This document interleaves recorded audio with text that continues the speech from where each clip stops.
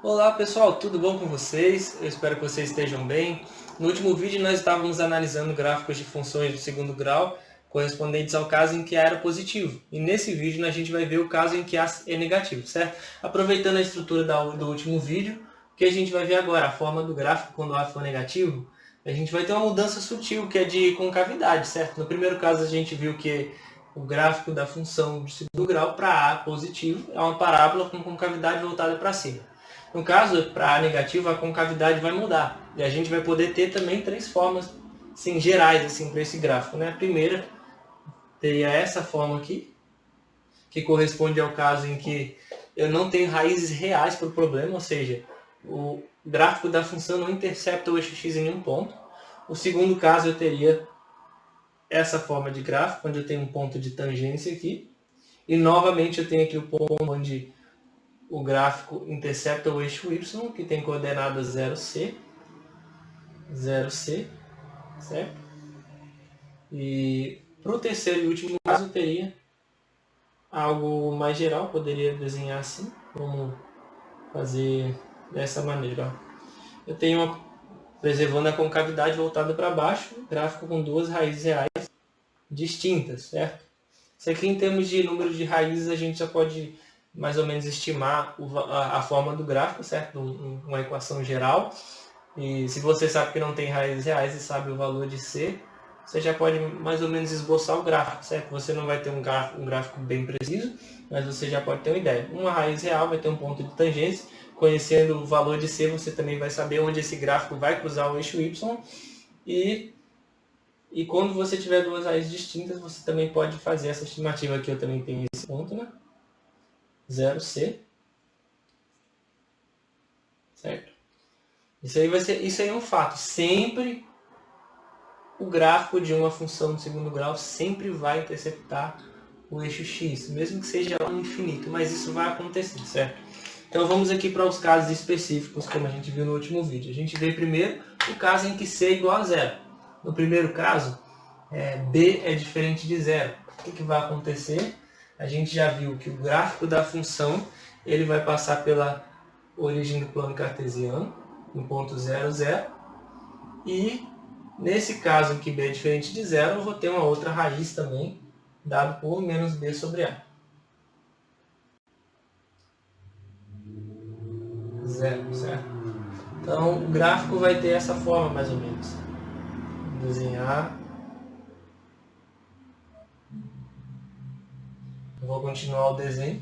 Mas a gente pode até pensar em outra coisa também. Por exemplo, como eu sei que A aqui é negativo, se B for negativo também, então eu vou ter um número positivo e o negativo vai ser um número negativo, certo? Opa! E o que acontece se for um número negativo, o gráfico vai ser para cá. Mas isso não faz muita diferença, ele vai ser só virado para cá, mas a gente não vai analisar muito essas diferenças não, como no vídeo anterior. O segundo caso acontece quando C é igual a zero e B também é igual a zero. E a gente já viu que nesse caso eu vou ter apenas a raiz correspondente a x igual a zero. São duas raízes reais idênticas, como se costuma dizer, mas uma única raiz. E o gráfico vai ser simétrico em relação ao eixo y. Vai passar aqui assim e vai continuar para os dois lados infinitamente. E nesse caso a gente viu que as coordenadas do ponto em que o gráfico cruza o eixo y, ou a origem do plano cartesiano nesse caso, são iguais às coordenadas do vértice dessa parábola, certo? Do ponto. E vale ressaltar nesse caso, como eu disse no outro, o vértice corresponde ao ponto de máximo da função. Para esse caso específico agora, que a concavidade é voltada para baixo, então o valor máximo que a função pode assumir corresponde ao vértice. No caso de A positivo, a gente viu que nós temos um valor de mínimo, certo? Então, continuando aqui, a gente viu, acabou de ver esses dois casos e novamente, não, nesse caso aqui não tem muito segredo, né? Se B e C forem iguais a zero, o gráfico sempre vai ter essa forma, desde que A seja negativo, certo? O que acontece, e isso já é outra coisa que a gente precisa entender também, é que se A variar o valor, se nós variarmos o valor de A mantendo ele negativo, a gente vai ter uma contração ou expansão do gráfico, né, da função, da parábola em si. Ela vai ou expandindo ou contraindo, certo? Em seguida, nós vamos ver o caso em que C é diferente de zero, ou seja, C pode ser positivo ou negativo.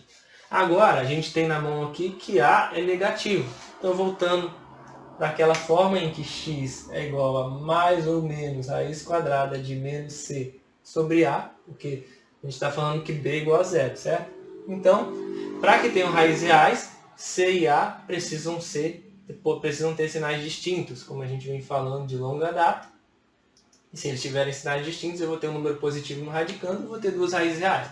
Então, c precisa ser positivo. Então, para c maior do que zero, a caneta vermelha, eu vou ter um gráfico da seguinte maneira. Vou estender aqui. O gráfico vai ter essa forma aqui. Como a gente viu aqui também, essas raízes distintas são simétricas em relação ao eixo y. Então eu vou ter aqui duas raízes, x', x duas linhas. E aqui as coordenadas onde o gráfico da função intercepta o eixo y, que são 0 e c, também correspondem às coordenadas do vértice da parábola. Como a gente vai ver no próximo vídeo, né? A coordenada x do vértice da parábola depende de b, então se b é igual a zero, o vértice vai estar sobre o eixo y, inevitavelmente. Então se c variar, mantendo c positivo, ele pode subir e descer, a gente vai ter uma variação nas raízes, né? E agora, no caso em que c for menor do que zero, isso a gente já pode ver pelo gráfico mesmo. E eu coloquei aqui de vermelho, mas eu vou mudar para azul, certo? C menor do que zero, b igual a zero. C menor do que zero, b igual a zero. A e C vão ter sinais idênticos. Então o que eu vou ter aqui? Um número positivo, com o menos aqui vai ser negativo, não tem raízes reais. Mas como era de se esperar, eu vou ter que o vértice dessa parábola, que vai estar aqui abaixo do eixo x, né? 0c, c é negativo, e o gráfico vai ter essa forma, certo? Novamente, a gente tem o caso em que as coordenadas do vértice coincidem com as coordenadas em que o gráfico da função intercepta o eixo y. Isso não é uma regra, certo?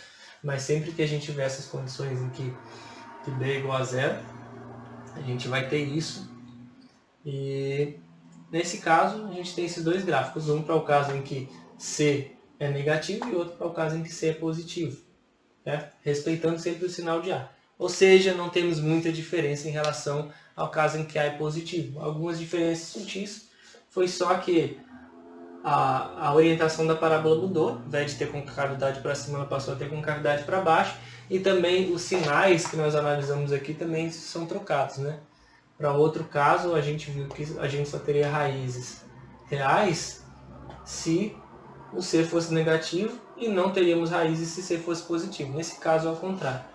Mas lembrando que isso é apenas para que você desenvolva essa habilidade de olhar para uma equação do segundo grau, para uma função do segundo grau, e já mais ou menos poder esboçar a forma dela simplesmente olhando para os coeficientes, certo? Espero que tenha te ajudado.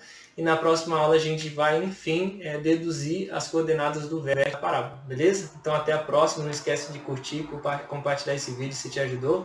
Então fica com Deus e até a próxima. Tchau, tchau!